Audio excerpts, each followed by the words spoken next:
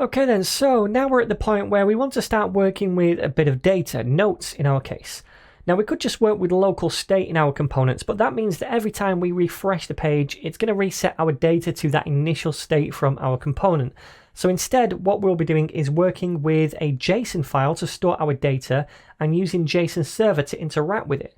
So JSON server basically wraps a JSON file with REST API endpoints so that we can fetch data inside that JSON file using a GET request or add data to it using a POST request, etc. So it's really good for testing and prototyping so that we don't have to worry about server-side logic or databases. Now, I don't want to get bogged down with the ins and outs of JSON server in this lesson, so if you want to learn more about it, I've got a mini playlist on this channel all about JSON server. The link to that is going to be down below, so feel free to check it out. But the first thing we need to do is create a new file, and that is going to be the file to store our data in it. So it's going to be a JSON file. And typically what I do is create a folder in the root directory called data, and then our JSON file is going to go inside here. So I'll call this db.json. DB stands for database, but you can call it what you want. It really doesn't matter. And this is where all of our data is going to be stored. Now, rather than me write out all of this JSON from scratch, I'm just going to paste this, and you can get this from my repo, by the way. Woohoo! All you need to do is select the correct branch, which is lesson 9 from the branch dropdown, and just find the db.json file, so you can grab it all from there. But anyway, now we have our JSON. And the way JSON server works is that it looks at this JSON, and any top level property it sees as a resource. So in our case, we have one top level property called notes, and it sees that as a particular resource in our JSON file, and it sets up endpoints to interact with that resource. So I could get all of the notes, for example, or I could add to the notes. So inside the notes array, we have 3 objects. Each one is a note, and each one has a title. It has details, which is just dummy text. It has a category, and this is one of the categories we set up before. It could be reminders, work, to-dos, or I forgot what the other one was. Let me have a look. Money. So they're the different categories, and also each one has a unique ID, and this ID is going to be used by React when we cycle through this data later on and output it to the screen. So that is our data file right there. The next thing you need to do is install JSON server onto your computer for this to work. So in order to do that, you can type npm install -g to install it globally, JSON, if you can spell it, that is JSON server, and press enter. This will install it globally on your computer for you. I've already done that, so we don't need to do it again. But once it's installed, the next thing we want to do is run JSON server and tell it to watch this file right here so we can interact with it. So to do that, we say JSON -server, like so, then /watch, and then we need a path to this particular file from where we are right here. So that's into the data folder /db.json, and then I'm going to specify what port to run these endpoints on. So I'm going to say /port, and then we'll run it on port 8000. So press enter, and this is hopefully going to spin up this server right here where we can access these different resources. So if I control click this now and view it right here, this is a simple GET request but in a browser, and we receive this JSON data back, an array basically of these different objects. Okay, so this is all working now. We have JSON server up and running, and we can interact with those resources from our components. Now the first thing I want to do is retrieve all of this data right here from our notes component, and this is where I want to list them so we can see them on this page. So the way we're going to do this is by using the use effect hook in this component. Now, if you don't know what the use effect hook is, or if you want to learn more about it, definitely check out my full React playlist. There's videos about use effect in that, so the link to that is going to be down below. But basically, in a nutshell, use effect is going to run a function for us when this component first loads, and inside that function we can then use a fetch request to grab the data using the endpoint that JSON server provides us with. All right, so I'm going to say use effect like so. I'm going to click on this second one to auto import it at the top. So inside here we pass a function. This is the function that's going to run when we first load this component, if you like, in the browser. Now, as a second argument, I'm going to pass in an empty array. And what that does is basically say, look, only run it once.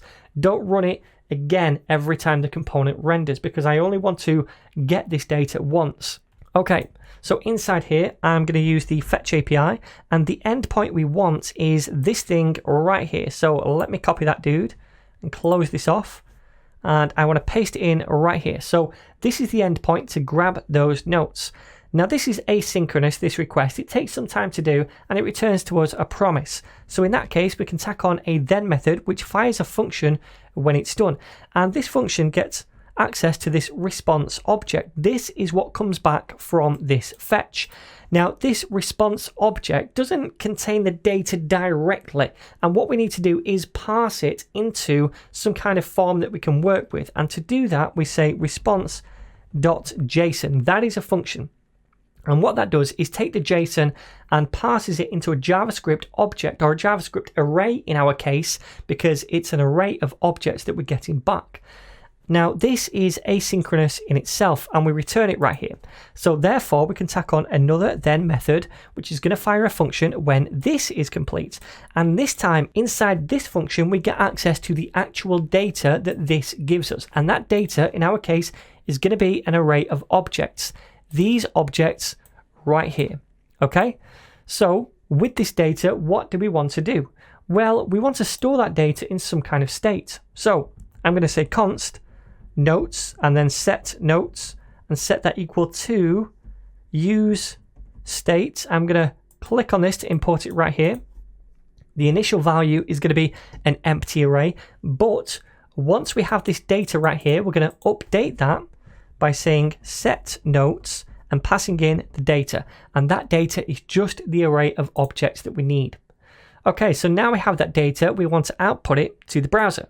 So we need to cycle through it.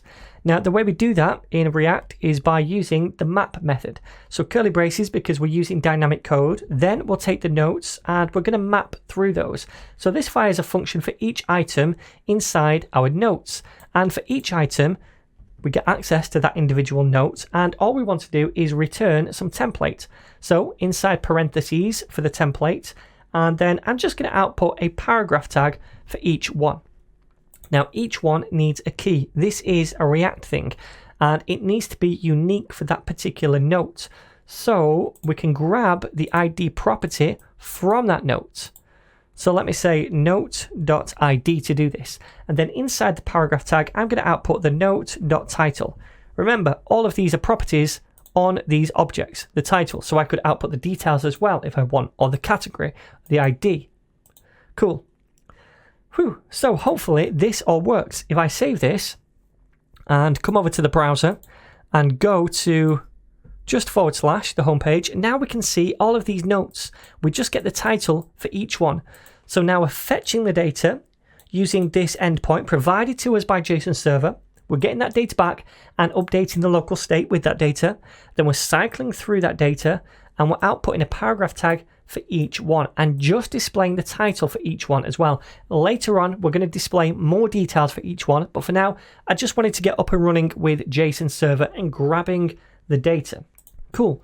So this part of everything is done. There's one more thing I want to do, and that is to send a post request to add data to this file every time someone submits the form. And we're going to do that right here. So instead of logging this to the console, instead I'm going to make a fetch request, and it's going to be to the same endpoint. When we're making a post request, it still goes to / notes, only this time we add in a second argument, which is an object. And this object is going to have several properties inside it. Now the first one we need is to say that the method is post. This tells Fetch that we're making a post request to add data. The second one is going to be the headers property. And this is to say basically what type of content is going to be sent.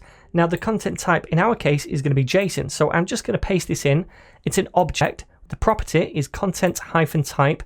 The value is application / JSON. Thirdly, we have the body, which is where we send the actual JSON data. Now, what we want to send is basically an object which includes the title, the details, and also the category. So I need to first of all stringify this into JSON because we can't just send a JavaScript object. When we're transferring data using fetch, it needs to be in JSON format. So we say JSON using the built-in JSON object .stringify to do this, and then we pass in the object that we want to stringify. Now the object is going to contain the title, the details, and also the category. So it grabs all of those values, category, title, and details, adds them to this object, stringifies that, and then we're going to send it in the post request. And then when JSON server does this, it's going to add this new value to the notes array, and it automatically adds a unique ID for us. We don't have to worry about that property. It's going to do that without us having to do anything, which is pretty cool. So next time we add one, it will add an ID of 4 or the next ID available. So this is also asynchronous. And once a user has submitted the form, I ideally want to redirect them back to the notes component, which is just /. So what we're going to do is tack on a then method to fire a function after this fetch is completed. So this function inside it is going to redirect the user. Now, how do we redirect a user? Well, we can use the use history hook built into React. So up at the top, let me do this below classes. I'm going to say const history is equal to use history, like so. Click this to auto import it. Has it done it? Yep, from React router DOM.